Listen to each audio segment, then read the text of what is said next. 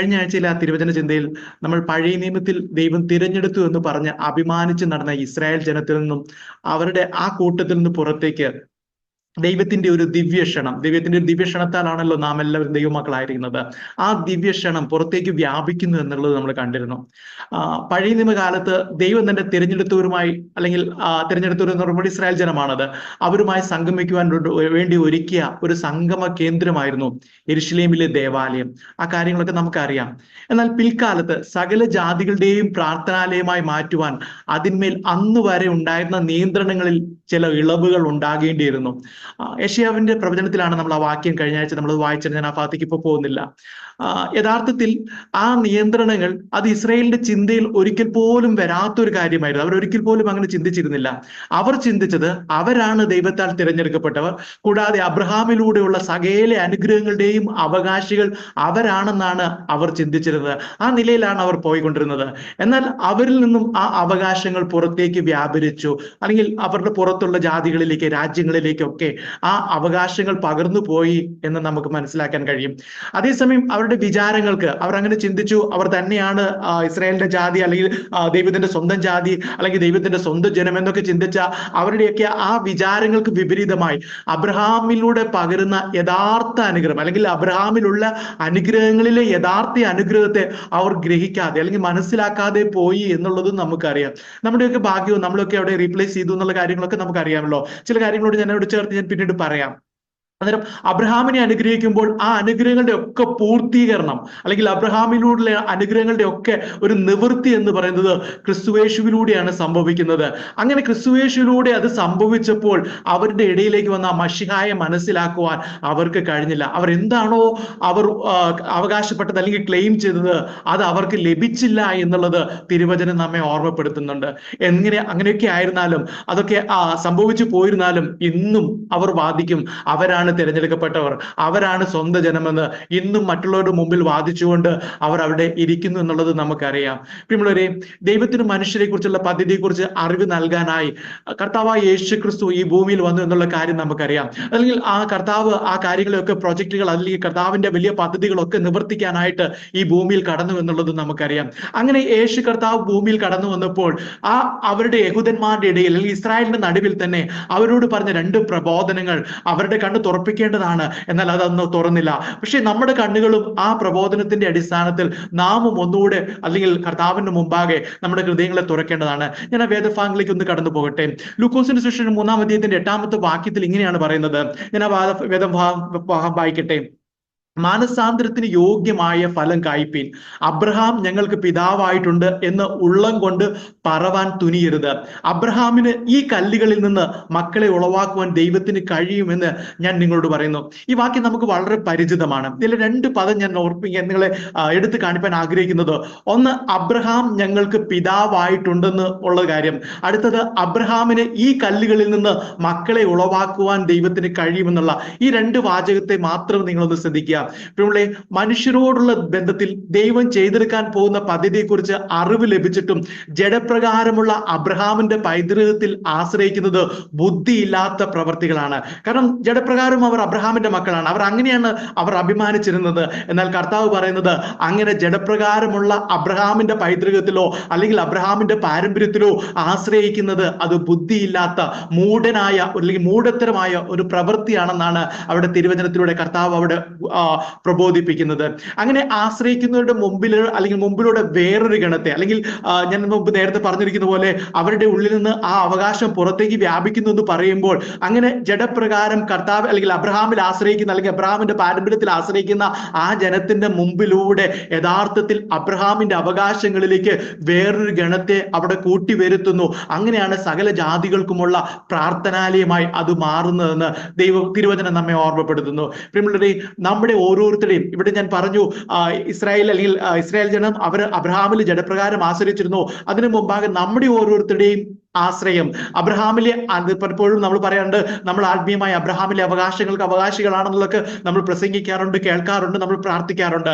അങ്ങനെ നമ്മുടെ ഓരോരുത്തരുടെയും ആ ആശ്രയം അല്ലെങ്കിൽ ആ അവകാശം, അബ്രഹാമിലെ ആത്മീയ അവകാശം കേവലം വെറും വാക്കായി പോകരുത്.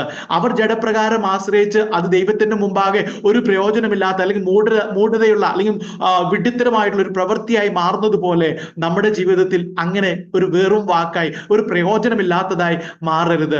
നാം ദൈവത്തിന്റെ ഹിതങ്ങളിലേക്ക് ചെന്ന് അവനോട് ചേർന്ന് നിന്ന് ക്രിസ്തുയേശു ഒരുക്കിയ രക്ഷയുടെ പൂർത്തീകരണത്തിനായി നമ്മളെ തന്നെ സമർപ്പിക്കുന്ന ആത്മീയ അനുഭവങ്ങൾ നമ്മുടെ ഓരോരുത്തരുടെ ജീവിതത്തിൽ ഉണ്ടാകട്ടെ. മറ്റൊരു വേദവാക്യം കർത്താവ് തന്നെ പ്രബോധിപ്പിച്ചത് ലൂക്കോസിന്റെ സുവിശേഷം 19-ാം അധ്യായത്തിന്റെ 40-ാമത്തെ വാക്യത്തിലാണ്. അതിലിങ്ങനെ പറയുന്നു, അതിന് അവൻ, ഇവർ മിണ്ടാതിരുന്നാൽ കല്ലുകൾ ആർത്തു വിളിക്കും എന്ന് ഞാൻ നിങ്ങളോട് പറയുന്നു എന്ന് ഉത്തരം പറയുന്നു. അതിന്റെ സന്ദർഭവും നമുക്കറിയാം. എപ്പോഴാണ് അത് കർത്താവ് ഇസ്രായേൽ ജനത്തോടും അല്ലെങ്കിൽ തന്റെ ചുറ്റുമെന്ന് ഘോഷിക്കുന്ന ജനത്തെ മിണ്ടാതാക്കുവാൻ വേണ്ടി ശ്രമിക്കുന്ന ജനത്തോട് പറഞ്ഞിരിക്കുന്ന കാര്യങ്ങളൊക്കെ നമുക്കറിയാമല്ലോ. പ്രിയമുള്ളവരെ, ദൈവം തിരഞ്ഞെടുത്തവരെ നിശബ്ദമാക്കുവാനോ അവരിലൂടെയുള്ള ദൈവപ്രവൃത്തികൾ ഇല്ലാതാക്കുവാനോ ആർക്കും സാധ്യമല്ല എന്ന് മശിഹ അവരെ ഈ പ്രബോധനത്തിലൂടെ അറിയിക്കുകയാണ്. അത് നമ്മളോടുള്ള വാഗ്ദത്തമാണ്. ദൈവം നമ്മെ തിരഞ്ഞെടുത്തിട്ടുണ്ടെങ്കിൽ നമ്മെ നിശബ്ദമാക്കുവാനോ നമ്മളിലൂടെയുള്ള ആ ദൈവിക പ്രവർത്തികൾ അത് ഇല്ലാതാക്കുവാനോ അത് ശൂന്യമായി പോകുവാനോ ആരെ കൊണ്ട് സാധ്യമല്ല എന്നുള്ളത് ആ ഉറപ്പും നമ്മുടെ ജീവിതത്തിൽ ദൈവം ഒരുക്കുന്നതാണ്. പ്രിയമുള്ളവരെ, ഇവിടെ പറയുന്നു, ഇവർ മിണ്ടാതിരുന്നാൽ കല്ലുകൾ ആർത്ത് വിളിക്കുമെന്ന് പറയുന്നതിലൂടെ ദൈവത്തിന്റെ മഹത്വം ഏതെങ്കിലും കുറച്ച് മനുഷ്യരുടെ പ്രവൃത്തികൾ കൊണ്ട് അളക്കാനോ അതിന്റെ ശോഭ കുറയ്ക്കാനോ കഴിയില്ല എന്നുള്ള അറിവ് നൽകുന്നു. അവിടെ ഞാൻ പറഞ്ഞിരിക്കുന്ന ഇതാണ്, ഇവർ മിണ്ടാതിരുന്നാൽ ദൈവത്തിന്റെ വേറൊരു കൂട്ടമുണ്ട് ദൈവത്തെ സ്തുതിക്കുവാൻ. അല്ലെങ്കിൽ ദൈവത്തിന്റെ മഹത്വം അങ്ങനെ അവർ മിണ്ടാതിരിക്കുന്നതുകൊണ്ട്, കേവലം ചില മനുഷ്യർ മാത്രം മിണ്ടാതിരിക്കുന്നതുകൊണ്ട്, അല്ലെങ്കിൽ കേവലം ചില മനുഷ്യർ മാത്രം അതിനെ വിമർശിക്കുന്നതുകൊണ്ട്, ആ ശബ്ദത്തെ അടക്കാൻ ശ്രമിക്കുന്നതുകൊണ്ട് ദൈവത്തിന്റെ മഹത്വത്തിന് എന്തെങ്കിലും ഒരു കുറവ് വരുമെന്ന് ഒരിക്കലും വിചാരിക്കരുത് എന്നുള്ളൊരു ചിന്തയും കൂടി അവിടെ കർത്താവ് ആ പ്രബോധനത്തിലൂടെ അവിടെ പകർന്നിരുന്നുണ്ട്. യേശു കർത്താവിന്റെ ഈ രണ്ട് പ്രസ്താവന, ഇന്ന് രാത്രി നമ്മളത് കേട്ടാളോ, ഈ രണ്ട് പ്രസ്താവനകളും ദൈവത്തിന്റെ തിരഞ്ഞെടുപ്പ് ഇസ്രായേലിന്റെ പുറത്തേക്ക് വ്യാപിക്കും എന്നുള്ള ഒരു അറിവ് കൂടെ നൽകിയാണ്. കാരണം അവിടെ അബ്രഹാമിന് കല്ലുകളിൽ നിന്ന് വേറൊരു സന്തതി ഉളവാക്കുന്നത് പോലെ അതിന് പുറത്തു നിന്ന് ഒരു കൂട്ടത്തെ ഒരുക്കുമെന്നുള്ള ആ ചിന്തയും കൂടെ അവിടെ പകർന്നു കൊടുക്കുന്നുണ്ട്. കൂടാതെ ആ ക്ഷണിക്കപ്പെട്ടവർ, അങ്ങനെ പുറത്തേക്ക് പോകുന്ന അല്ലെങ്കിൽ പുറത്തേക്ക് വ്യാപരിക്കുവാൻ അല്ലെങ്കിൽ അവിടെ നിന്ന് കടന്നു വരാൻ ക്ഷണിക്കപ്പെട്ടവർ ദൈവത്തിൽ നിന്നും അകന്നു പോയാൽ ദൈവം മറ്റൊരു കൂട്ടരെ അവിടേക്ക് തിരഞ്ഞെടുക്കുമെന്ന കൃത്യമായ സൂചനയും ആ തിരുവചനം നമുക്ക് നൽകുന്നുണ്ട്. നമ്മുടെ തിരഞ്ഞെടുപ്പിനെ ഓർത്ത് നാം ദൈവത്തെ സ്തുതിക്കുകയും അതിന് വില നൽകുകയും ചെയ്യേണ്ട വലിയ ഒരു പ്രാധാന്യം നമുക്ക് ഈ വാക്യത്തിൽ നിന്ന് നമുക്ക് കാണാൻ കഴിയുന്നുണ്ട്. അതിൽ നിന്ന് പുറത്തേക്ക് വ്യാപിക്കുമ്പോൾ പ്രിയമുള്ളവരെ, നമുക്ക് ലഭിച്ച ഭാഗ്യത്തെ ഓർത്ത് ദൈവത്തെ സ്തുതിക്കുകയും ദൈവത്തിന്റെ മുമ്പാകെ ഭക്തിയോടെ അവനോട് ചേർന്ന് നിൽക്കുവാനുള്ള ആ വലിയ അവസരത്തെ അത് തക്കതായ നിലയിൽ ഉപയോഗിക്കുവാൻ നമ്മുടെ ഓരോരുത്തരുടെയും ജീവിതത്തിൽ ദൈവം ഇടവരുത്തട്ടെ. മുന്നോട്ട് പോകട്ടെ. ഇനി റോമാ ലേഖനത്തിൽ നമുക്കറിയാം, പൗലോസ് ഒലിവ് വൃക്ഷത്തിന്റെ കൊമ്പുകളിൽ ചിലത് ഒടിച്ചിട്ട് കാട്ടലുവായ നമ്മയും അതുപോലെ ജാതികളുടെ ഇടയിൽ നിന്ന് പലരെയും തിരഞ്ഞെടുത്ത ആ വേദഭാഗം നമുക്കറിയാം, ആ പാട്ടുകളൊക്കെ നമുക്കറിയാമുണ്ട്. അവരെല്ലാം അവയുടെ ഇടയിൽ ഒട്ടിച്ചു ചേർത്ത് ഒലിവ് മരത്തിന്റെ ഫലപ്രദമായ വേരിന് പങ്കാളികളായി തീർന്നു എന്ന് പറയുന്നത് അക്ഷരാർത്ഥത്തിൽ സകല ജാതികളുടെയും പ്രാർത്ഥനാലയം എന്നതിനെ വ്യാഖ്യാനിക്കുകയാണ്. അതിനെ ഒന്നുകൂടെ ഉറപ്പിക്കുകയാണ് ആ വാക്യത്തിലൂടെ നമുക്ക് കാണാൻ കഴിയുന്നത്. അവയുടെ ഇടയിൽ ഒട്ടിച്ചു ചേർത്ത് ഒലിവ് വൃക്ഷത്തിന് ഫലപ്രദമായ വേരിന് പങ്കാളികളാക്കി തീർത്തു എന്നുള്ളൊരു വലിയ അനുഭവത്തെയാണ് അവിടെ കാണിക്കുന്നത്. ഈ വിധത്തിലുള്ള ഒട്ടിക്കലുകളും കൂട്ടിച്ചേർക്കലുകളും ഒക്കെ നടക്കുന്നത് ജഡപ്രകാരം വിശ്വസിക്കുന്ന അല്ലെങ്കിൽ ജഡപ്രകാരം പ്രശംസിക്കുന്നവരുടെ അവിശ്വാസവും അതുപോലെ ദേവാലയത്തിൽ ദൈവത്തിന് ഹിതമല്ലാത്തപ്പോഴും നടക്കുമ്പോഴാണ്. അതായത് അവിടെ ഇസ്രായേൽ പിൻവാങ്ങി പോകുമ്പോൾ അല്ലെങ്കിൽ അവരുടെ അവിശ്വാസം അല്ലെങ്കിൽ അവർ ദൈവത്തെ അംഗീകരിക്കാതെ തള്ളിക്കളഞ്ഞതിലൂടെ മറ്റൊരു കൂട്ടർ അവരുടെ സ്ഥാനത്തേക്ക് കയറി വന്നു എന്ന് പറയുന്നത് പോലെയാണ് അത് നമുക്ക് മനസ്സിലാക്കുന്നത്. അതായത് ജഡപ്രകാരം അബ്രഹാമിന്റെ പാരമ്പര്യത്തിൽ അതിനെ ജഡപ്രകാരം പ്രശംസിക്കുന്നവരായിരുന്നു, അതിൽ അവകാശം അല്ലെങ്കിൽ അഭിമാനം കൊള്ളുന്നവരായിരുന്നു. എന്നാൽ ദൈവത്തിൽ അവർ ആശ്രയിച്ചില്ല. ദൈവത്തിന്റെ പ്രാർത്ഥനാലയത്തിൽ ദൈവഹിതപ്രകാരം അവർ ആയിരുന്നില്ല. അല്ലെങ്കിൽ ആ പ്രാർത്ഥനാലയം കള്ളന്മാരുടെ ഗുഹ എന്ന നിലയിലേക്ക് മാറിയപ്പോൾ അവിടേക്ക് ചില ഒട്ടിക്കലുകളും കൂട്ടിച്ചേർക്കലുകളും അവിടെ നടന്നു എന്നുള്ളതാണ് നമുക്ക് മനസ്സിലാക്കി കഴിയുന്നത്. തുടർന്നുള്ള വേദഭാഗങ്ങൾ അത് വ്യക്തമാക്കുന്നുണ്ട്. നമ്മൾ ആ വേദഭാഗം റോമാലേഖനം 15-ാം അധ്യായത്തിൽ നമ്മൾ നോക്കുകയാണെങ്കിൽ അതിന്റെ 19 മുതലുള്ള വാക്യങ്ങളിൽ ഇങ്ങനെയാണ് കാണുന്നത്. എന്നാൽ എന്നെ ഒട്ടിക്കേണ്ട, ഞാൻ ആ വാക്യം വായിക്കുകയാണ്, എന്നാൽ എന്നെ ഒട്ടിക്കേണ്ടതിന് കൊമ്പുകളെ ഒടിച്ചു കളഞ്ഞു എന്ന് നീ പറയും. നമ്മുടെയൊക്കെ ജീവിതത്തിൽ സംഭവിക്കാറുണ്ട്. ശരി, അവിശ്വാസത്താൽ അവ ഒടിഞ്ഞുപോയി. ആ വാക്യം അങ്ങനെയാണ് പറയുന്നത്. വിശ്വാസത്താൽ നീ നിൽക്കുന്നു, ഞെളിയാതെ ഭയപ്പെടുക. സ്വാഭാവിക കൊമ്പുകളെ ദൈവം ആദരിക്കാതെ പോയെങ്കിൽ നിന്നെയും ആദരിക്കാതെ വന്നേക്കുമെന്നാണ് ആ വാക്യം പറയുന്നത്. ഇവിടെ ഒട്ടിച്ചു കളഞ്ഞു എന്ന് തോന്നിയാലും അവ തന്നെ ഒടിഞ്ഞു പോയതാണെന്ന് പറയുന്നത്. അതായത് കൊമ്പുകളെ ഒടിച്ചു കളഞ്ഞെന്ന് നീ പറയും. ശരി, അവിശ്വാസത്താൽ അവ ഒടിഞ്ഞു പോയി എന്നാണ് ആ വാക്യത്തിലെ ആ വാചകത്തിന്റെ ഘടന നമ്മൾ നോക്കുമ്പോൾ കാണാൻ കഴിയുന്നത്. പ്രിയമുള്ളവരെ, അവിടെ ഒടിഞ്ഞു പോകാൻ കാരണമായത് അവരുടെ അവിശ്വാസമായിരുന്നു. അവിശ്വാസത്താൽ അവ ഒടിഞ്ഞു പോയി. ഞാൻ ഈ തിരുവചനം ചിന്തിച്ചപ്പോൾ എന്റെ മനസ്സിൽ തോന്നിയ ഒരു ഉദാഹരണം ഞാൻ നിങ്ങളുടെ മുമ്പിൽ പറയട്ടെ. നമ്മുടെയൊക്കെ വീട്ടിൽ ഈ കാലവർഷം നടന്നുകൊണ്ടിരിക്കുകയാണല്ലോ കേരളത്തിൽ. കാരണം നമ്മുടെയൊക്കെ പുരയിടത്തിൽ കാറ്റടിച്ചപ്പോൾ അല്ലെങ്കിൽ നമ്മുടെ പുരയിടത്തിൽ 2 മരം ഒടിഞ്ഞു വീണു, അല്ലെങ്കിൽ ഒരു മരം ഒടിഞ്ഞു വീണു, മറ്റൊരു മരം കടപുഴകി എന്ന നിലയിൽ നമ്മുടെ വീട്ടിൽ കാറ്റടിച്ചു, നല്ലൊരു കാറ്റടിച്ചു. മഴയോടുകൂടെ കാറ്റടിച്ചപ്പോൾ ഒരു മരം ഒടിഞ്ഞു വീണു, മറ്റൊരു മരം കടപുഴകി നിലത്ത് വീണു. ഇവിടെ ഒടിഞ്ഞു വീഴാൻ അല്ലെങ്കിൽ കടപുഴകി വീഴാൻ കാരണമായി പറഞ്ഞത് നമ്മളെല്ലാവരും പറയും. നമ്മൾ പെട്ടെന്ന് ഫോൺ ചെയ്തപ്പോൾ, ഓക്കെ, നമ്മുടെ പറമ്പിൽ 2 മരം വീണിട്ടുണ്ട്, കാറ്റ് ഭയങ്കര കാറ്റായിരുന്നു എന്നൊക്കെ നമ്മൾ പറയാറുണ്ട്. നമ്മൾ അങ്ങനെയൊക്കെ നമ്മുടെ ദൈനംദിന ജീവിതത്തിൽ സംഭവിക്കാറുണ്ട്. അന്നേരം ആ കാറ്റാണ്, എന്നാൽ അതിന് സമീപം ഉണ്ടായിരുന്ന മറ്റു മരങ്ങളൊന്നും നഷ്ടപ്പെട്ടു പോയിട്ടുമില്ല. അന്നേരം 2 മരം പോയി എന്നുള്ള വളരെ സങ്കടത്തോടെ കാറ്റിനെയൊക്കെ ആ നിലയിലൊക്കെ നമ്മൾ എന്താ പറയാ കുറ്റപ്പെടുത്തിയൊക്കെ നമ്മൾ അങ്ങനെ നിൽക്കും. എന്നാൽ മഴയൊക്കെ കഴിഞ്ഞ ശേഷം നമ്മൾ ആ പറമ്പിലേക്ക് ഇറങ്ങിച്ചെന്ന് ആ വീണ മരത്തെ പരിശോധിച്ചപ്പോൾ ഒടിഞ്ഞു വീണ മരത്തിന്റെ തടിയുടെ ഉൾഭാഗം മുഴുവൻ പൊള്ളയാണ്. അതിന്റെ തടിക്കുള്ളിൽ വെള്ളം ഇറങ്ങി മുഴുവനും ദ്രവിച്ചു പോയിരുന്നു. അതുപോലെ കടപുഴകി വീണ മരത്തിന്റെ അടുത്ത് ചെന്ന് നോക്കി അതിനെ പരിശോധിച്ചപ്പോൾ അതിന്റെ വേരുകളെല്ലാം ചീഞ്ഞു പോയിരുന്നു.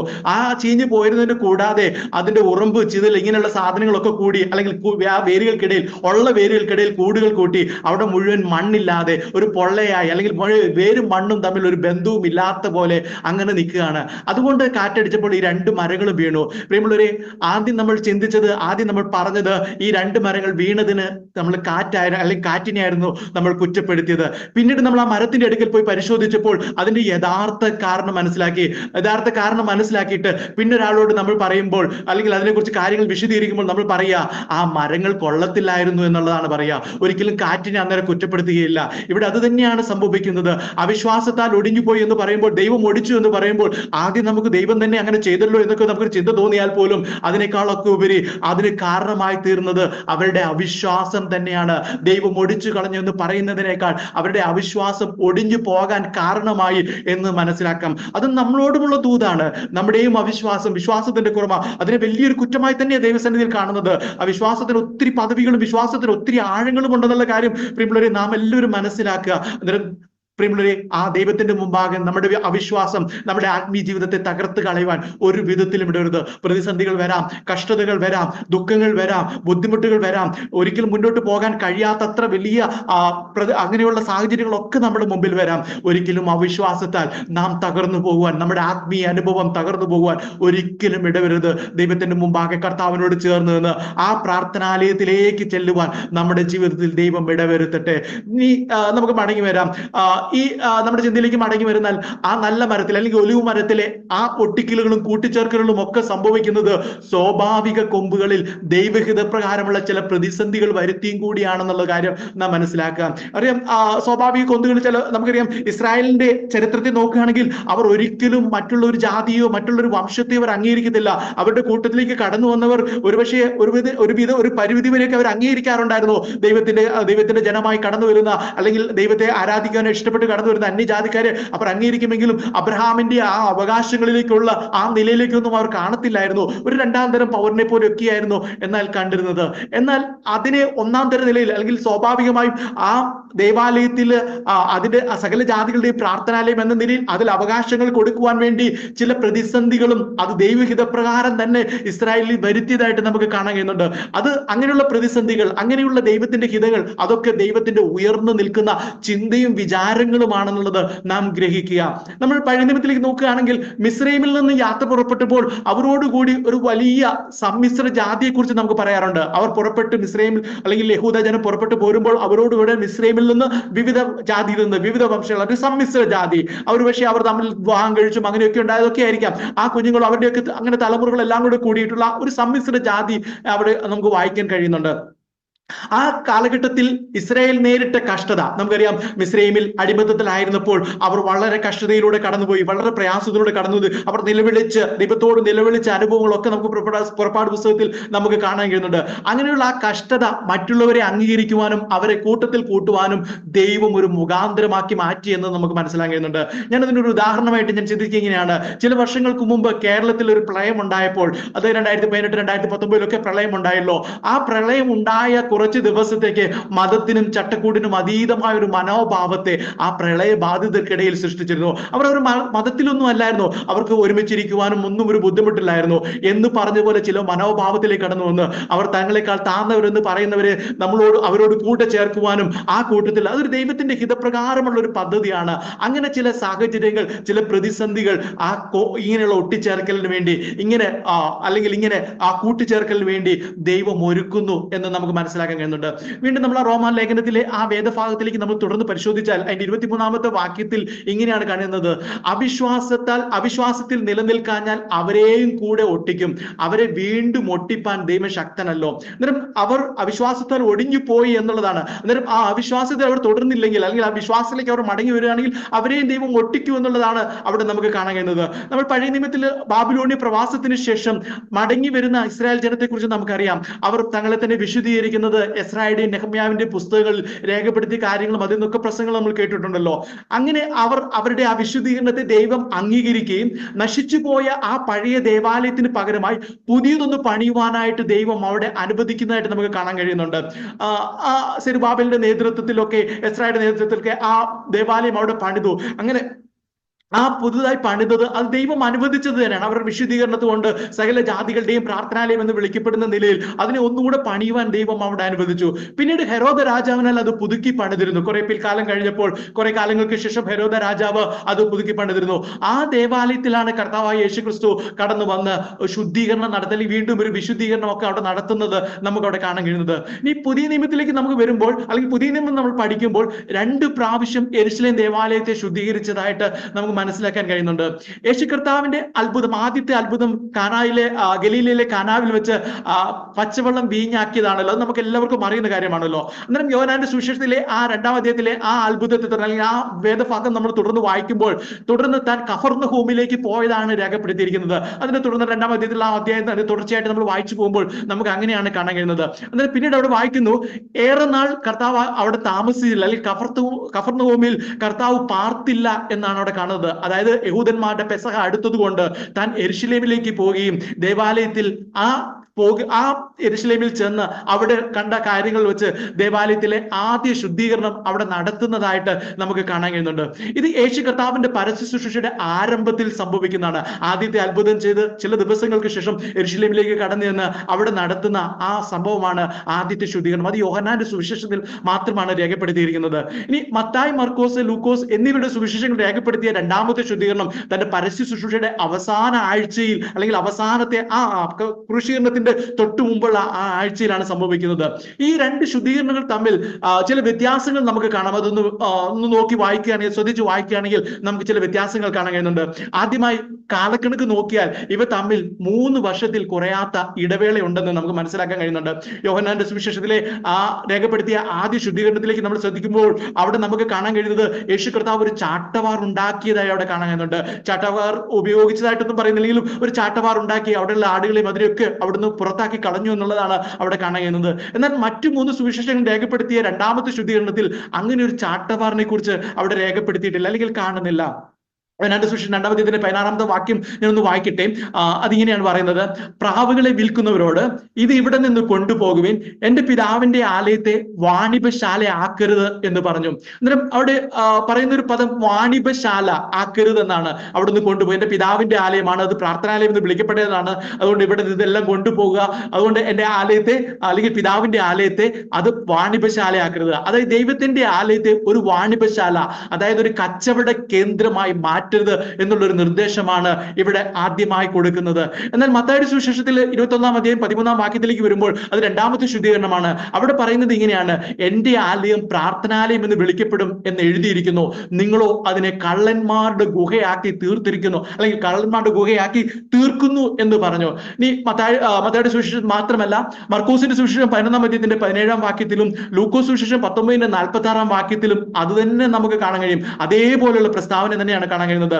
ഇവിടെ ദൈവത്തിന്റെ ആലയത്തെ കള്ളന്മാർ ഒരുമിച്ച് കൂടി തങ്ങളുടെ ദുഷ്പ്രവൃത്തികൾ ആസൂത്രണം ചെയ്യുന്ന ഒരു ഗുഹ അല്ലെങ്കിൽ ഒരു താവളമാക്കി മാറ്റി, അല്ലെങ്കിൽ താവളം അതുപോലെ ആക്കി മാറ്റി എന്നാണ് കർത്താവ് അവിടെ വെളിപ്പെടുത്തുന്നത്. ആ നിലയിലാണ് കർത്താവ് അവിടെ പ്രബോധിപ്പിക്കുന്നത്. പ്രിയമുള്ളവരെ, ഇവിടെ ദേവാലയത്തെ വാണിഭശാലയാക്കരുത് എന്ന് ഉപദേശിക്കുമ്പോൾ ആദ്യത്തെ തവണ അങ്ങനെയായിരുന്നു പറഞ്ഞത്. യോഹന്നാന്റെ സുവിശേഷത്തിൽ നമ്മൾ അത് കണ്ടു. അങ്ങനെ ദേവാലയത്തെ ഒരു വാണിഭശാലയാക്കരുതെന്ന് ഉപദേശിക്കുമ്പോൾ പ്രതീക്ഷിക്കുന്ന ഒരു പ്രധാന കാര്യം ആത്മീയ അനുഗ്രഹങ്ങളെ ലോകത്തിലെ നശിച്ചു പോകുന്ന ഭൗതിക അനുഗ്രഹങ്ങളുമായി ബന്ധിപ്പിക്കരുത് എന്ന് തന്നെയാണ്. അതായത് ഞാൻ ഒന്നുകൂടെ പറയട്ടെ, ദേവാലയത്തെ ഒരു വാണിഭശാലയാക്കരുത് എന്ന് കർത്താവ് അവിടെ കൂടിയിരിക്കുന്ന ദേവാലയത്തിൽ കൂടിയിരിക്കുന്ന അതിന്റെ വിചാരകന്മാരെയും അല്ലെങ്കിൽ അവിടെ കൂടിയിരിക്കുന്ന ജനങ്ങളെയും ഒക്കെ ഉപദേശിക്കുമ്പോൾ കർത്താവ് അവരിൽ നിന്ന് പ്രതീക്ഷിക്കുന്ന ഒരു കാര്യം ആത്മീയ അനുഗ്രഹങ്ങളെ ഒരിക്കലും ലോകത്തിലെ നശിച്ചു പോകുന്ന ഭൗതിക അനുഗ്രഹങ്ങളുമായി ബന്ധിപ്പിക്കരുത് എന്ന് തന്നെയാണ്.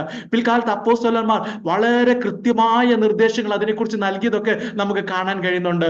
എന്നാൽ ആ നിർദ്ദേശങ്ങളെ ഒക്കെ അവഗണിച്ച്, കർത്താവ് പറഞ്ഞ കാര്യങ്ങളെ അവഗണിച്ച്, കർത്താവ് ശുദ്ധീകരിച്ചതിനെ അവഗണിച്ച് മുന്നോട്ട് പോകുമ്പോൾ ചില്ലറ ലാഭങ്ങൾ മാത്രം ഉണ്ടാക്കിക്കൊണ്ടിരുന്ന ആ വാണിഭശാലയിൽ നിന്ന് കൂട്ടമായി കൊള്ള നടത്തുകയും പിടിച്ചു പറിക്കുകയും ചെയ്യുന്ന കള്ളന്മാരുടെ ഒരു ഗുഹ പോലെ അതിനെ 3 വർഷം കൊണ്ട് ആക്കി തീർത്തു, അല്ലെങ്കിൽ ആയി തീർന്നു എന്ന് നമുക്ക് ആ രണ്ട് തിരുവചനങ്ങൾ ഒന്ന് താരതമ്യം ചെയ്ത് പഠിക്കുമ്പോൾ നമുക്ക് മനസ്സിലാക്കാം.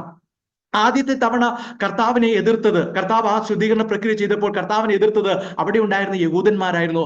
എന്നാൽ രണ്ടാം തവണ കർത്താവിനെ എതിർത്തത് മഹാപുരോഹിതന്മാരും ശാസ്ത്രിമാരുമായിരുന്നു. അന്നേരം ജനങ്ങളുടെ ഇടയിൽ ഉണ്ടാകുന്ന ചെറിയ ചെറിയ ആ ലോകസ്നേഹത്തിലേക്ക് അല്ലെങ്കിൽ ലോകത്തിലേക്ക് വഴുതി വീഴുമ്പോൾ ഒരു വാണിഭശാല പോലെ ഒരു മുന്നറിയിപ്പ് കർത്താവ് കൊടുത്തപ്പോൾ, എന്നാൽ ആത്മീയ നേതൃത്വവും അതിലേക്ക് വീണുപോയി കഴിഞ്ഞപ്പോൾ അത് കള്ളന്മാരുടെ ഒരു വലിയ ഗുഹയായി മാറി എന്നുള്ള കാര്യമാണ് കർത്താവ് അവിടെ ബോധ്യപ്പെടുത്തുന്നത്. പ്രിയമുള്ളവരെ, ആദ്യ ശുദ്ധീകരണത്തിൽ സാധാരണ ജനങ്ങൾക്കിടയിൽ ഉണ്ടാകുന്ന ലോകസ്നേഹവും പാപവും അവരുടെ ആത്മീയ സ്വഭാവങ്ങളെ ചോർത്തി കളയുന്നു എന്ന് കർത്താവ് വ്യക്തമാക്കി. പ്രിയമുള്ളവരെ, നമ്മളോടും അത് തന്നെയാണ് പറയുന്നത്.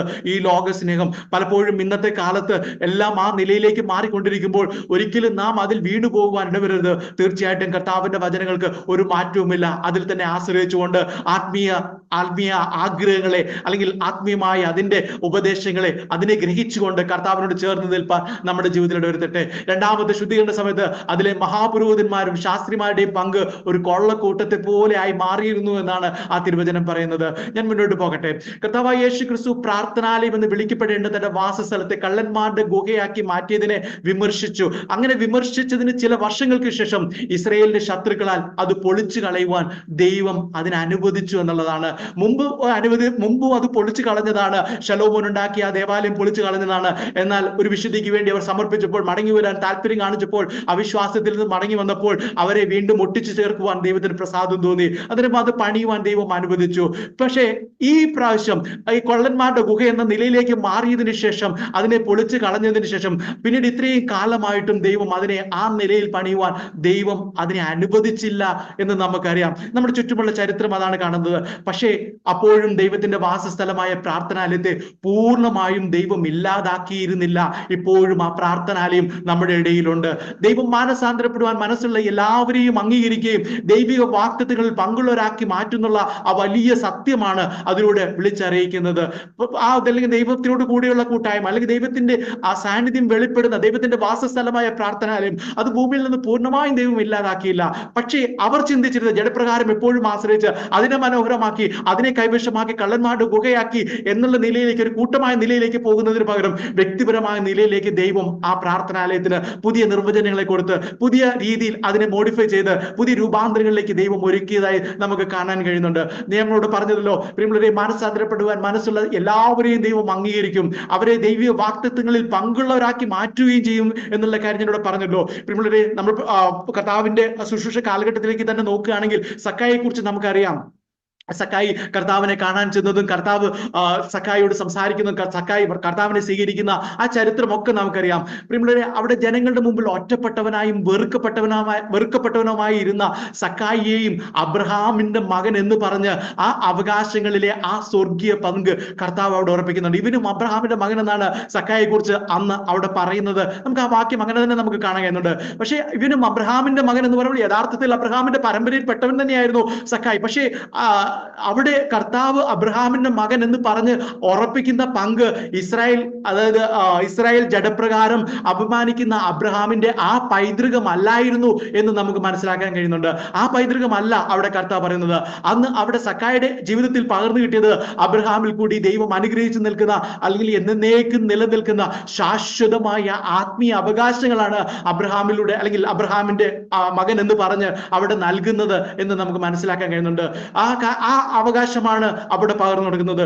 ഇന്നും കർത്താവിന്റെ അടുത്തിൽ വിശ്വസിച്ച് അടുത്ത് വരുമ്പോൾ ഒരിക്കലും ഇസ്രായേലിന്റെ ഭൗതിക സമ്പത്തിലോ അല്ലെങ്കിൽ ഭൗതിക സാഹചര്യത്തിലോ അല്ലെങ്കിൽ ജഡപ്രകാരമുള്ള അതിലൊന്നുമല്ല നമുക്ക് അവകാശം ലഭിച്ചിരിക്കുന്നത്.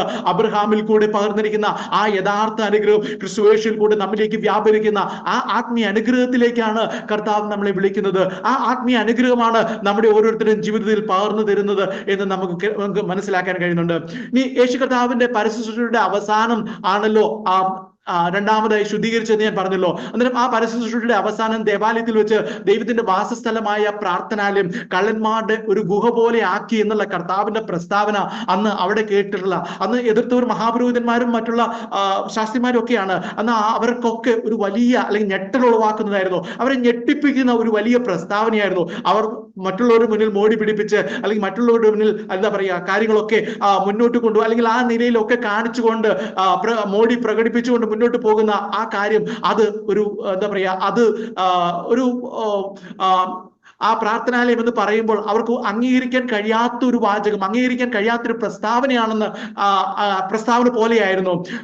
സാധാരണ ജനങ്ങളും നേതൃത്വവും ദൈവഹിതത്തിൽ അകന്നു പോയതിനാൽ ആദ്യം നമ്മൾ കണ്ടിരുന്നു. ഒന്നാമത്തെ ശുദ്ധീകരണത്തിന്റെ സമയത്ത് കർത്താവ് സംസാരിക്കുന്നത്, അവിടെ കർത്താവിനെ എതിർക്കുന്നത് അവിടെ കൂടിയിരുന്ന യഹൂദന്മാർ മാത്രമായിരുന്നു. യഹൂദന്മാരുടെ ഒരുപക്ഷെ ആലയത്തിന്റെ നടത്തിപ്പുകാരൊക്കെ ഉണ്ടായിരിക്കാം. എന്നാൽ ആ സാധാരണ ജനം ആദ്യം അകന്നുപോയി. തുടർന്ന് നേതൃത്വവും ദൈവഹിതത്തിൽ അകർന്ന് പോയതിന്റെ ചില വർഷങ്ങൾക്ക് ശേഷം ദൈവം ആ ദേവാലയത്തെ പൂർണ്ണമായും നാമവിശേഷമാക്കി. എന്നാൽ കർത്താവ് യേശു ക്രിസ്തു മരിച്ചവരിൽ നിന്ന് ആദ്യഫലമായി ഉയർത്തെഴുന്നേറ്റ് സ്വർഗാരോഹണം ചെയ്തതിനു ശേഷം ദൈവത്തിന്റെ ആലയത്തിനെ കുറിച്ച് അതുവരെയുള്ള എല്ലാ സങ്കല്പങ്ങളും മാറുന്ന നിലയിൽ അതിനൊരു രൂപാന്തരം വരുത്തി എന്നാണ് തിരുവചനം നമുക്ക് മനസ്സിലാക്കി തരുന്നത്. പഴയ നിയമത്തിൽ ദൈവത്തിനൊരു വാസസ്ഥലം ഉണ്ടാക്കുവാൻ അനുവാദം ചോദിച്ചതിനെ കുറിച്ച് ദിനവൃത്താന്ത പുസ്തകങ്ങളൊക്കെ നമുക്ക് ശലോമോനെ അനുവദിക്കുന്ന കാര്യങ്ങളൊക്കെ നമുക്ക് അവിടെ കാണാൻ കഴിയുന്നുണ്ട്. അങ്ങനെ ദൈവത്തിനോട് അനുവാദം ചോദിച്ച ശലോമോനെ അതിന് അനുവദിക്കുന്നതിനോടൊപ്പം തന്നെ ദൈവം ശലോമോനെ ഒരു കാര്യം ബോധ്യപ്പെടുത്തുന്നുണ്ട്. അത് അപ്പോസ്തല പ്രവൃത്തികളുടെ പുസ്തകത്തിൽ ആ വാക്യങ്ങളുണ്ട്. സ്തെഫാനോസിന്റെ പ്രസംഗത്തിൽ അത് രേഖപ്പെടുത്തിയിട്ടുണ്ട്. അതിങ്ങനെയാണ്. അപ്പോസ്തല പ്രവൃത്തി 7-ാം അധ്യായത്തിന്റെ 48-49 വാക്യങ്ങളാണ്. അത്യുന്നതൻ കൈപ്പിണിയായതിൽ വസിക്കുന്നില്ല താനും, സ്വർഗം എനിക്ക് സിംഹാസനവും ഭൂമി എന്റെ പാദപീഠവുമാവുന്നു. നിങ്ങൾ എനിക്ക് പണിയുന്ന ആലയം ഏത് വിധം, എന്റെ വിശ്രാമ സ്ഥലം ഏത് എന്ന് ആ കാര്യം പണിയുന്നതിന് മുമ്പേ, കൈപ്പണിയായ ഒരു ദേവാലയം പണിയുന്നതിന് മുമ്പ് അതിനെ ശലോമോനെ ബോധ്യപ്പെടുത്തുന്നുണ്ട്. ശലോമോൻ തന്റെ പ്രാർത്ഥനയിൽ ആ വാചകങ്ങൾ ഉദ്ധരിക്കുന്നതും നമുക്ക് ദിനവൃത്താന്ത പുസ്തകങ്ങളൊക്കെ നമുക്ക് കാണാൻ കഴിയുന്നുണ്ട്. എന്നാൽ പിൽക്കാലത്ത് ആ ദേവാലയത്തിലെ ചുമതല വഹിച്ചിരുന്നവർ അതിന് വേണ്ട പ്രാധാന്യം നൽകാതെ അതിനെ ഒരു കള്ളന്മാരുടെ ഗുഹയാക്കി മാറ്റി എന്നുള്ളതാണ് തുടർന്നുള്ള ചരിത്രം നമ്മെ ബോധ്യപ്പെടുത്തുന്നത്. യഥാർത്ഥ ദൈവഹിതം സംസാരിക്കുന്ന ഭക്തന്മാരുടെ ശബ്ദം ഇല്ലാതാക്കുവാൻ അവർ ശ്രമിച്ചു. തീർച്ചയായിട്ടും ആത്മീയ വിളിയുള്ളവർ, ദൈവത്തിന്റെ ശബ്ദം കേൾക്കുന്നവർ, ദൈവത്തിന്റെ യഥാർത്ഥമായി ദൈവത്തിന്റെ ആലയത്തിൽ അല്ലെങ്കിൽ ആലയമായി വസിക്കുന്നവർ ആ നിലയിലുള്ള ആ മൂല്യശോഷണത്തെ ഒക്കെ എതിർക്കുകയും അതിനെതിരായി സംസാരിക്കുകയൊക്കെ ചെയ്തു. അങ്ങനെ സംസാരിക്കുന്നവർക്കെതിരെ അവർ പല്ലും നഖവും ഉപയോഗിച്ച് തന്നെ അതിനെ എതിർത്തതായിട്ട് നമുക്ക് പഴയ നിയമത്തിലും പുതിയ നിയമത്തിലും ഒക്കെ കാണാൻ കഴിയുന്നുണ്ട്. പഴയ നിയമത്തിൽ പ്രവാചകനായ യിരെമ്യാവ് അത്തരം എതിർപ്പുകളെ സഹിച്ചതിനെ കുറിച്ചൊക്കെ നമ്മൾ കേട്ടിട്ടുണ്ടല്ലോ, നമ്മൾ വായിക്കുകയും ചെയ്തിട്ടുണ്ടല്ലോ. പുതിയ നിയമത്തിലും നമുക്കത് കാണാൻ കഴിയുന്നുണ്ട്. പുതിയ നിയമത്തിൽ വിശുദ്ധ സ്ഥലത്തിനും ന്യായപ്രമാണത്തിനും വിരോധമായി ഇടപെടാതെ സംസാരിച്ചു വരുന്നു എന്ന കുറ്റം സ്തെഫാനോസിന്മേൽ ആരോപിക്കുന്ന സമയത്ത് സ്തെഫാനോസ് വീണ്ടും ആ ആലയത്തെ കുറിച്ചുള്ള ഹിതങ്ങളെ കുറിച്ച് അവിടെ ഓർമ്മിക്കുകയുണ്ടായി. നിങ്ങൾ ഇങ്ങനെ ഈ ദേവാലയത്തിനെതിരായി ഞാൻ ദേവാലയത്തിനെതിരായി സംസാരിച്ചു എന്ന് നിങ്ങൾ പറയുമ്പോൾ തന്നെ ദൈവം ആഗ്രഹിക്കുന്ന ദേവാലയം ഇതല്ല എന്നുള്ള കാര്യം സ്തെഫാനോസ് അത് അവിടെ വെളിപ്പെടുത്തി, അല്ലെങ്കിൽ അതിനെ പ്രബോധിപ്പിക്കുകയുണ്ടായി. പക്ഷേ അവർ അത് കൂട്ടാക്കാതെ കള്ളന്മാരുടെ ഗുഹയിലെ ഒരു ആസൂത്രണം നടപ്പാക്കുന്നു ഓർക്കുന്നത് പോലെ സ്തെഫാനോസിനെ അവർ കൊന്നു കളഞ്ഞു എന്ന് ആ അധ്യായം നമുക്ക് കാണിച്ചു തരുന്നുണ്ടല്ലോ. പ്രിയമുള്ളവരെ, കൈപ്പണിയായതിലല്ല ദൈവം വസിക്കുന്നതെന്ന് പഴയ നിമിത്തിലെ വിവിധ നിലയിൽ ദൈവം അരുളി ചെയ്തത്, അത് യാഥാർത്ഥ്യമായത് കാൽവരി ക്രൂശിലെ ആ മരണ പുനരുദ്ധാനത്തെ തുടർന്നാണ്. ഇന്ന് യേശുക്രിസ്തുവിലുള്ള എല്ലാ വിശ്വാസികളെയും ഇപ്പോൾ ദൈവത്തിന്റെ ഭവനം എന്ന് വിളിപ്പിക്കപ്പെടുന്നത് ആ മരണ പുനരുദ്ധാനത്തെ തുടർന്നുള്ള ആ രൂപാന്തരത്തെ തുടർന്നാണ്. നിരവധി വേദഭാഗങ്ങൾ അതിനെ വ്യക്തമാക്കുന്നുണ്ട്. പുതിയ നിയമത്തിലെ നിരവധി വേദഭാഗങ്ങൾ അതിനെ വ്യക്തമാക്കുന്നത് നമുക്ക് വളരെ പരിചിതമായ വേദഭാഗങ്ങളുണ്ട്. കൊരിന്ത്യർ ലേഖനത്തില് 3-16 വാക്യത്തിൽ ഇങ്ങനെ പറയുന്നു, നിങ്ങൾ ദൈവത്തിന്റെ മന്ദിരമെന്നും ദൈവത്തിന്റെ ആത്മാവ് നിങ്ങൾ വസിക്കുന്നുവെന്നും അറിയുന്നില്ലയോ? പ്രാർത്ഥനാലയം എന്ന് വിളിക്കപ്പെടുന്നതിന്റെ ആ മോഡിഫിക്കേഷൻ അല്ലെങ്കിൽ രൂപാന്തരം സംഭവിക്കുന്നതാണ് പറയുന്നത്. അന്ന് വളരെ മനോഹരമായി സൂക്ഷിച്ച് ദൈവം തന്നെ കടന്നു വരുമെന്ന് അരുളി ചെയ്തിരുന്ന ആ സ്ഥലത്തിന് പകരം അതിനെ പൊളിച്ചു കളഞ്ഞ് നമ്മെ ഓരോരുത്തരെയും ദൈവത്തിന്റെ ആലയമാക്കി മാറ്റി എന്നുള്ള ആ ഒരു വലിയ സന്ദേശമാണ് അവിടെ പൗലോസ് അവിടെ അറിയിക്കുന്നത്. പ്രിയമുള്ളവരെ, പല ആവർത്തി ഇത് കേട്ടിട്ടുണ്ട്, പല ആവർത്തി നമ്മൾ വായിച്ചിട്ടുണ്ട്, നമുക്ക് അറിയാം. ഇത് നമ്മുടെ ഉള്ളത്തിലുള്ള ഒരു വലിയ, അല്ലെങ്കിൽ ഉള്ളത്തിൽ എപ്പോഴും ഓർക്കുന്ന ഒരു കാര്യം തന്നെയാണ്. അങ്ങനെ പല ആവർത്തി കേട്ട് തഴപ്പിച്ച് തള്ളിക്കളയുന്ന ഒരു പരവാക്യം പോലെ ഇതെന്ന്, അല്ലെങ്കിൽ അങ്ങനെ നാം അതിനെ കരുതരുത്.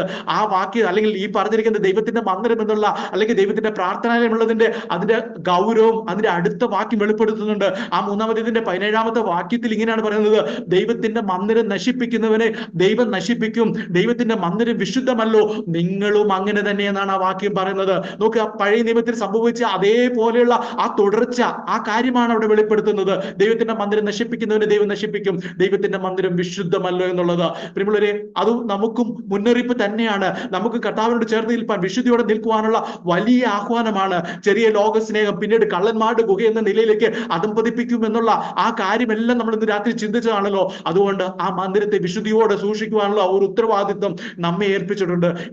അന്ന് യഹൂദന്മാരായിരുന്നു ആ ദേവാലയത്തിന്റെ ഉത്തരവാദിത്വം ഏറ്റെടുത്തിരുന്നത്. മഹാപുരോഹിതന്മാരും ശാസ്ത്രിമാരും മറ്റുള്ളവരും ഒക്കെ ആയിരുന്നു അതിന്റെ കാര്യങ്ങൾ നടത്തിയിരുന്നത്. ഇന്ന് നാം ആകുന്ന ദേവാലയത്തിന്റെ ഉത്തരവാദിത്വം ഏൽപ്പിച്ചിരിക്കുന്നത് നമ്മെ ഓരോരുത്തരെയുമാണ്. നാമാണ് അതിന്റെ കാര്യങ്ങൾ നടത്തിയിരിക്കുന്നത്, നാമാണ് അതിന്റെ വിശുദ്ധിയോടെ സൂക്ഷിക്കുന്നത്. കഴിഞ്ഞ ആഴ്ച ഞാൻ പറഞ്ഞിരുന്നു, കർത്താവിന്റെ സാന്നിധ്യം ഈ പഴയ നിയമത്തിൽ BC 600 ആ കാലഘട്ടത്തിലൊക്കെ സ്ഥാപിക്കപ്പെട്ട ആ ദേവാലയത്തിൽ അത്രയും വർഷങ്ങൾ, അല്ലെങ്കിൽ യശയാവ് അരുളി ചെയ്തതിനു ശേഷം ഏകദേശം 700 വർഷങ്ങൾക്കുള്ളിൽ ആ ദേവാലയത്തിലൂടെ കടന്നുപോയ മഹാപുരോഹിതന്മാർക്കോ അല്ലെങ്കിൽ അവർക്ക് ആർക്കും തോന്നിയില്ല അത് കള്ളന്മാരുടെ ഗുഹ എന്നതുപോലെ.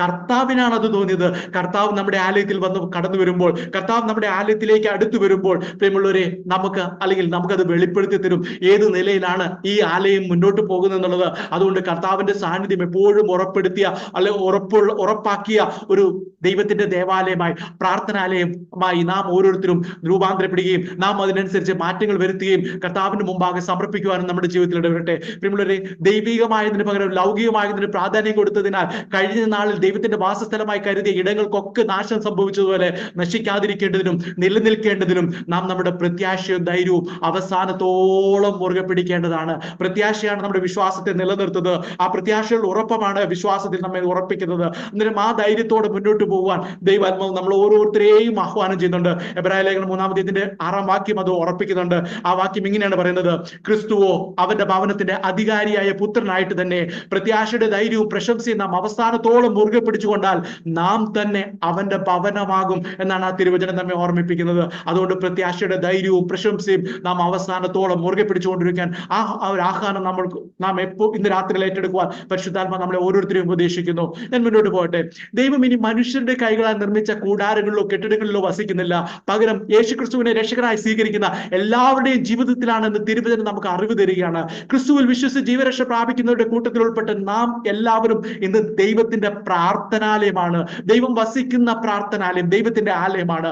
മനോഹരമായ ഒരു കെട്ടിടത്തിന്റെ കല്ലുകൾ എന്ന പോലെ ലോകത്തിന്റെ വിവിധ ഭാഗങ്ങളിൽ നിന്ന്, സകല ജാതികളിൽ നിന്നും ചേർക്കപ്പെട്ട ജീവനുള്ള കല്ലുകൾ കൊണ്ട് ഒരു വലിയ ദൈവിക നിർമ്മിതിയായി ദൈവത്തിന്റെ ആലയം ഒരുങ്ങിക്കൊണ്ടിരിക്കുകയാണ്. പത്രോസിന്റെ ലേഖനത്തിലെ വാക്യങ്ങളൊക്കെ നമുക്കറിയാം, ഞാൻ അതിലേക്കൊന്നും പോകുന്നില്ല. പ്രിയമുള്ളവരെ, രക്ഷയിലേക്കുള്ള കർത്താവിന്റെ ക്ഷണം എല്ലാ രാജ്യങ്ങളിലേക്കും എല്ലാ ജാതികളിലേക്കുമുള്ള ആളുകൾക്ക് സൃഷ്ടാവായ ദൈവവുമായിട്ട് ഒരു വ്യക്തിപരമായി ബന്ധം സ്ഥാപിക്കുന്നതിനുള്ള വഴി തുറക്കുന്നതാണെന്നാണ് തിരുവചനം നമ്മെ ഓർമ്മപ്പെടുത്തുന്നത്. ഇന്ന് രാത്രി ഞാൻ പറയാൻ ശ്രമിക്കുന്നതും അത് തന്നെയാണ്. പ്രിയമുള്ളവരെ, ആ ബന്ധത്തിന്റെ ഒരു പ്രധാന ഭാഗമാണ് പ്രാർത്ഥന എന്ന് പറയുന്നത്. പ്രാർത്ഥനയിലൂടെയാണ് നമുക്ക് ദൈവവുമായിട്ടുള്ള ആശയവിനിമയം ആശയവിനിമയം നമുക്ക് സാധ്യമാകുന്നത്. അതൊരിക്കലും അന്നേരം ആശയവിനിമയം എന്ന് പറയുമ്പോൾ അതൊരിക്കലും കുറെ അപേക്ഷകളും അഭ്യർത്ഥനകളും അവതരിപ്പിക്കുന്ന ഒരു സ്ഥലമല്ല. ഒരു വൺ വേ പോലെ ഒന്ന് രാത്രി നമ്മൾ പ്രാർത്ഥിക്കുമ്പോൾ കർത്താവേ എന്ന് പറഞ്ഞുകൊണ്ട് കുറെ പ്രാർത്ഥനകൾ പ്രാർത്ഥിച്ച്, കുറെ അഭ്യർത്ഥനകൾ അവരുടെ സമർപ്പിച്ച്, കുറെ അപേക്ഷകൾ സമർപ്പിച്ച് അങ്ങനെ കടന്നു പോകുന്ന ഒരു ഇടമായിട്ട് നാം ഒരിക്കലും കരുതരുത്. ദൈവത്തിന്റെ ഭവനം പ്രാർത്ഥനയുടെയും ആരാധനയുടെയും സ്ഥലമാണ്. തന്റെ ഭക്തന്മാരുമായുള്ള കൂട്ടായ്മയിൽ ദൈവം സന്തോഷിക്കുന്ന ഇടമാണ് പ്രാർത്ഥനാലയം എന്നാണ് തിരുവചനം നമ്മെ അറിയിക്കുന്നത്. പ്രിയമുള്ളവരെ, പ്രാർത്ഥനാലയത്തെ വാസസ്ഥലമാക്കി മാറ്റി എന്ന് പറയുമ്പോൾ അതിനർത്ഥം ഭക്തന്മാരുടെ പ്രാർത്ഥനകളെ കേൾക്കാൻ, അല്ലെങ്കിൽ ആ ഭക്തന്മാരുടെ പ്രാർത്ഥനകൾക്ക് മറുപടി നൽകാൻ സർവശക്തനായ ദൈവം അവിടെ പാർക്കുന്നു എന്നുള്ളതാണ്. നമ്മുടെ ഓരോരുത്തരും ഉള്ളത്തിൽ ദൈവം വന്ന് പാർക്കുന്നു എന്നുള്ള ഒരു വലിയ സന്ദേശമാണ്, വലിയ സന്തോഷകരമായ ഒരു സത്യത്തെയാണ് അത് വെളിപ്പെടുത്തുന്നത്. ഒരു ചെറിയ കൂട്ടമായാലും അല്ലെങ്കിൽ നമ്മുടെ പ്രാർത്ഥനാ മുറിയിൽ തനിച്ചായാലും ദൈവത്തിന്റെ പ്രാർത്ഥനാ ഭവനത്തിൽ പ്രവർത്തിക്കുന്നതായി നാം ഓരോരുത്തരും വിശ്വസിക്കുവാൻ പരിശുദ്ധാത്മാവ് നമ്മളെ കുറിച്ച് ആഗ്രഹിക്കുന്നു. തിരുവചനം അങ്ങനെയാണ് നമ്മളെ പ്രബോധിപ്പിക്കുന്നത്. നാം എല്ലാവരും വ്യക്തിപരമായി തന്നെ ദൈവത്തിന്റെ വാസസ്ഥലമായ പ്രാർത്ഥനാലയം ആണെങ്കിൽ ആ പ്രിയമുള്ളവരെ, നമ്മൾ ഇന്ന് രാത്രിയിൽ ചിന്തിച്ച ആ ദൈവവുമായിട്ടുള്ള ആ വലിയ ഹൃദ്യമായ കൂട്ടായ്മ അത് നമുക്ക് ഓരോരുത്തർക്കും അനുഭവവേദ്യമാണെന്നുള്ള ഒരു വലിയ സന്ദേശമാണ് ഇന്ന് രാത്രി ഞാൻ ഇവിടെ കൺക്ലൂഡ് ചെയ്യട്ടെ. ഞാൻ ഇന്ന് രാത്രിയിൽ പറയുവാൻ ആഗ്രഹിച്ചിരിക്കുന്നത്, ഒരു വലിയ മനോഹരമായ ലോകത്തിന് മുന്നിൽ പ്രൗഢി കാണിക്കുവാനൊക്കെ ഉണ്ടാക്കിയ യെരുശലേം ദേവാലയത്തെ തകർത്ത് നമ്മെ ഓരോരുത്തരെയും ദൈവം ഒരു പ്രാർത്ഥനാലയമാക്കി മാറ്റുമ്പോൾ അവിടെ ഉണ്ടായിരുന്ന ദൈവിക സാന്നിധ്യം, അവിടെ ഉണ്ടായിരുന്ന അനേകരെ ഭീതിപ്പെടുത്തിയ, ഭയപ്പെടുത്തിയ, ഭക്തിയുള്ളവരാക്കി മാറ്റിയ ആ ദൈവിക സാന്നിധ്യം ഇന്ന് രാത്രി നമ്മുടെ ഉള്ളിലുമുണ്ട്. നാം ആ പ്രാർത്ഥനാലയത്തിൽ ദൈവികത പ്രകാരം ഒന്ന് ഒരുങ്ങി വരുവാൻ ദൈവം നമ്മളെ കുറിച്ചും ഇന്ന് രാത്രിയിൽ ദൈവം ആഗ്രഹിക്കുന്നുണ്ട്. ആ വലിയ ഒരുക്കത്തിനായി അതിന് പ്രത്യാശയോടെ, ധൈര്യത്തോടെ, വിശ്വാസത്തോടെ, വിശുദ്ധിയോടെ അവന്റെ മുമ്പാകെ നമുക്ക് നമ്മളെ തന്നെ സമർപ്പിക്കാം. വരും ദിവസങ്ങളിൽ അവിടെയുള്ള ആ വലിയ ദൈവിക കൂട്ടായ്മയുടെ എല്ലാ സൗഭാഗ്യങ്ങളും അനുഭവിക്കുന്നവരായി മാറുവാൻ കർത്താവ് ഇന്ന് രാത്രി ഈ തിരുവചനം കേട്ട് എല്ലാവരുടെയും ജീവിതത്തിൽ ഇടയാക്കട്ടെ എന്ന് പറഞ്ഞുകൊണ്ട് ഞാൻ ഈ തിരുവചനത്തിൽ നിന്നിരിക്കുന്നു. കർത്താവ് എല്ലാവരെയും അനുഗ്രഹിക്കുമാറാകട്ടെ.